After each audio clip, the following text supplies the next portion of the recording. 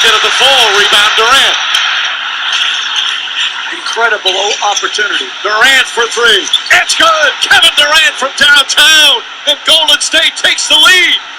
Just under 3.5 to play in the third. Durant has an opening, and nails the three. Big shot after big shot from both teams. Durant, jump shot, got it! To help. Durant pass inside, back out to McCall. The rookie finds Durant, steps back for three, puts it in!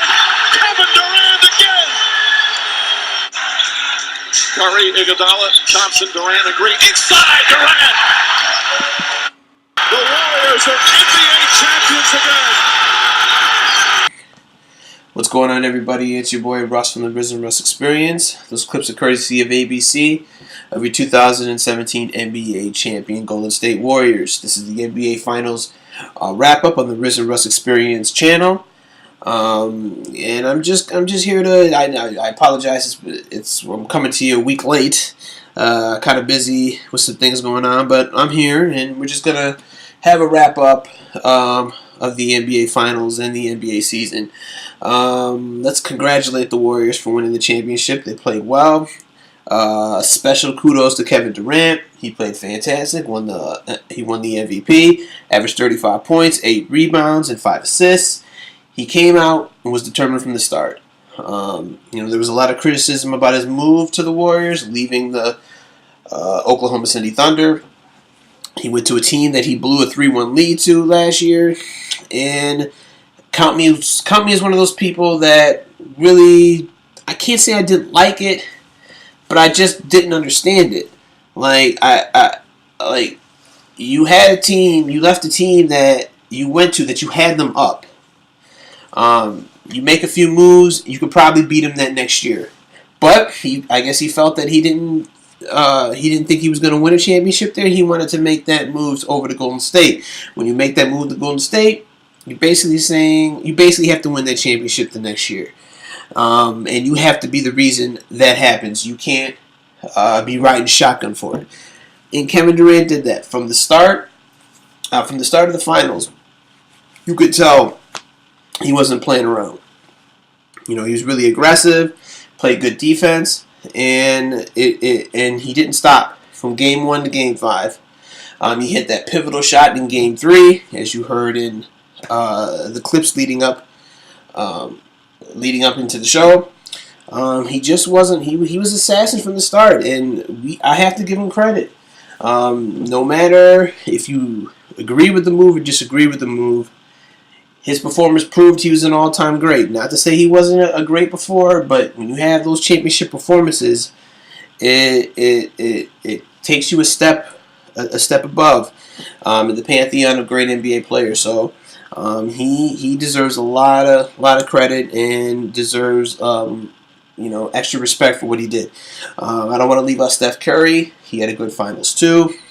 He's taken criticism the past 2 years with his subpar performances. I know last year, he had a hurt ankle, which contributed to some of it. I'm not going to say he contributed to all of it because he made plenty of bad decisions in games that had nothing to do with his physical ability. But this year he made up for it, and he played fantastic as well.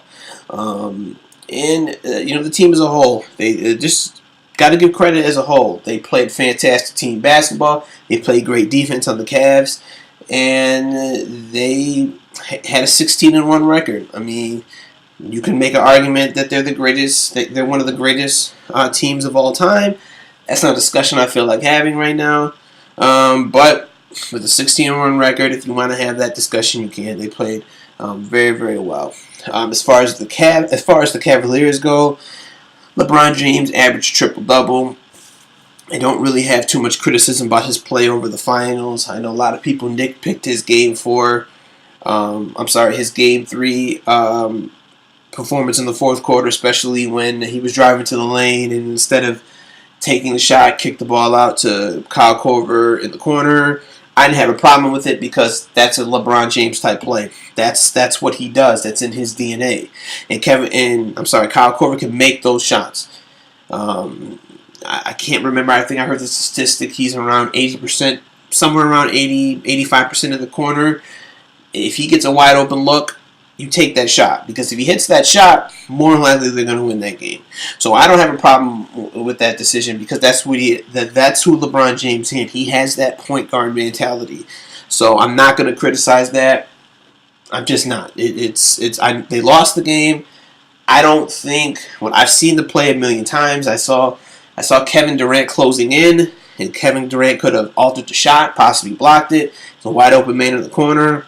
That man can hit that shot. I don't have a problem with that play. The Cavaliers, just as a team, they just didn't play good defense, but they didn't play good defense all year, and that's not something they really corrected. They didn't really have too much competition in the Eastern Conference where they were really going to get challenged. But with a team like Golden State, who can move that ball around, and they got 4 guys on the court that can beat you, that's just going to expose your defense. And that's something they're going to have to address in the offseason. So their defense and just lack of weapons. I mean, they really only had Kyrie and LeBron doing damage out there. And 9 times out of 10, with the way they're playing, they're probably going to win a few of those games. But when you got Steph, Clay, and KD doing that, that's just too much to handle. And it didn't. And it's just too much. It's just too much firepower. And I don't know if anybody could have beaten this team this year. I thought LeBron James could maybe overpower that team in a long series. Clearly didn't get there. So it's just the Warriors had too much firepower for the Cavs, and the Cavs are going to have to make some improvements in this team next year. And I don't know the improvements they can make that could beat the Warriors next year, because the team's not going anywhere. So I don't really want to go deep into off-season moves. It's a little too early for that, but the Cavs are going to have to make some moves, though.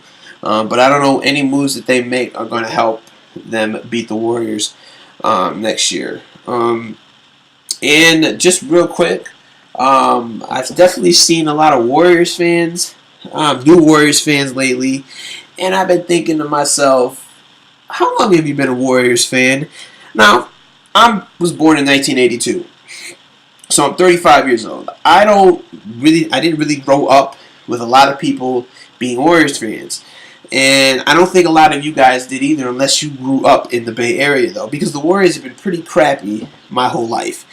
I know that early they had they had Tim Hardaway, had Chris Mullin, Mitch Richmond, but those were back in the 90s. They had in 2000, what was the year was that? Was that 2007 when they upset the Mavs? They had Steven Jackson, Baron Davis. They had a little squad here and there, but I would say that was an average team at best. But they haven't had long sustained excellence as far as I've been alive. So when these older individuals around my age and older are saying that they're Warriors fans, I find it pretty suspect, though. And these new Warriors fans are really, they're really bold with their analysis, talking down on LeBron fans, Cavs fans. I'm saying to myself, you got to chill out. That's not your team. Stay in your lane. If you are these new Warriors fans, that's fine. You can do whatever you want.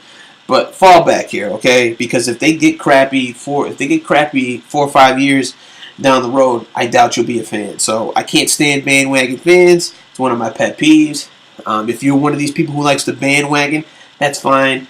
But you don't have to be really, loud about it. Just stay to yourself and be quiet, okay? Root for your team, but just fall back, okay? Because you're probably going to get exposed. And most of the Warriors, and most of these new Warriors fans that I've seen aren't really smart about basketball. I'm just being honest here, okay? So just fall back and chill out. But this wraps up the 2017 NBA Finals wrap up. It's your boy Russ. We'll be coming with more stuff as the summer goes on. But you guys have a great rest of the day. I will catch you next time. Peace out.